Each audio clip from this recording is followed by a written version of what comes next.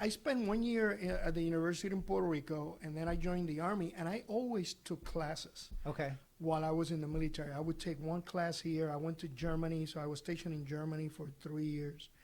And while I was there, I was taking courses. And then I got stationed at the Pentagon for the final almost 4 years of my Okay. career. And I was always taking courses. And finally, I got out in 1998, and I went to work for Ernst & Young. And while I was at Ernst & Young, I actually finished my bachelor's degree.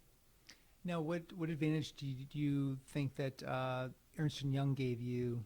And because what I find is that there's kind of like building steps along the way, and like you probably couldn't, you being in the military probably gave you a huge advantage at EY.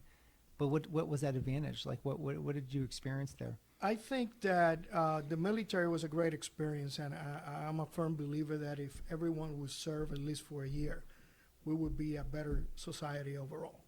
The military gave me, I like to say that I went to the military as a young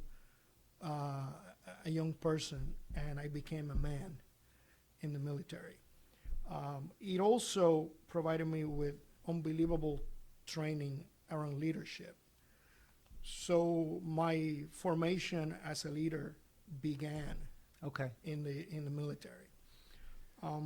So that prepared me to go into Big Five consulting at EY.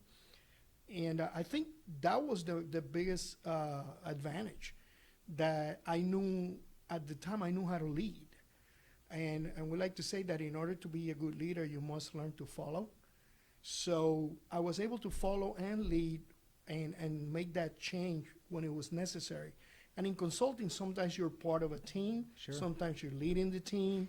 And so having that experience in the military prepared me very well to be able to do consulting. And when you're with a Big Five firm, you're doing consulting big Fortune 100 companies. Sure.